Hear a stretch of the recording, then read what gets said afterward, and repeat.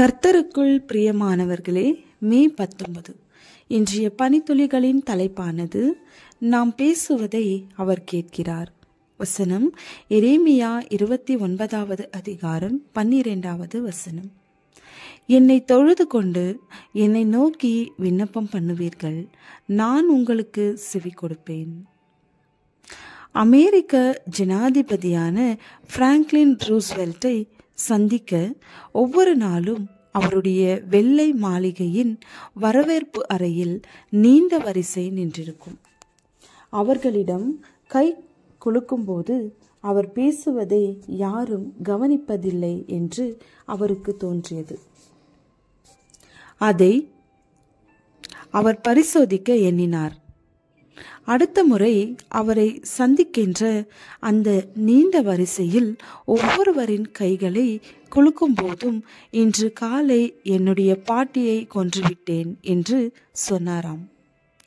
பரபரப்பில் கை குலுக்கிய பல பேர், ஓ மகிழ்ச்சி, தொடர்ந்து செய்ய எங்களுடைய வாழ்த்துக்கள், தேவன் உங்களை ஆசீர்வதிப்பாராக என்று பதில் அளித்தனர். வரிசையில் கடைசியில் நின்றிருந்த பொலிவியாவின் தூதராக தலைவரிடமும் அதையே சொல்ல புரிந்து கொண்ட அவர் குழப்பத்துடன் அருகாமையில் வந்து அவர்களுக்கு அது தேவைதான் என்று மெதுவாக சொன்னாராம். நீங்கள் பேசுவதை மக்கள் நிஜமாக கேட்கிறார்களா என்று சந்தேகித்ததுண்டா? அல்லது நீங்கள் பேசுவதை தேவன் கேட்கிறாரா என்று நீங்கள் சந்தேகித்ததுண்டா? மக்கள் முகபாவனையும் கண்களின் அசைவையும் வைத்து அவர்கள் நம்முடைய பேச்சை கேட்கிறார்களா என்பதை எளிதில் கண்டுபிடித்து விடலாம்.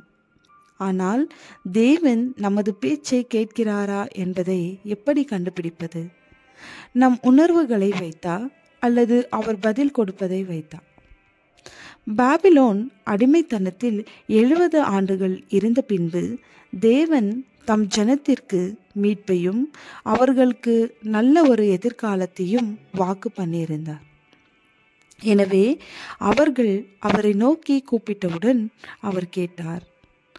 அவர் நம்முடைய கூக்குரலை கேட்பார் என்பது அவர்களுக்கு மிக நன்றாய் தெரியும். ஏனெனில் தேவன் கேட்பதாக வாக்கு பண்ணியிருக்கிறார்.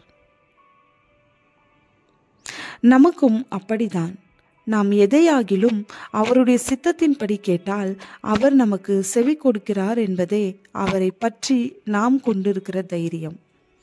நாமும் உணர்வுகளை சார்ந்தே அல்லது அடையாளத்திற்கு காத்திருக்கவோ வேண்டியதில்லை. நம்முடைய ஜெபத்தை கேட்பதாக அவர் வாக்கு பண்ணியிருக்கிறார். அவர் சொன்னதை நிறைவேற்றுவார்.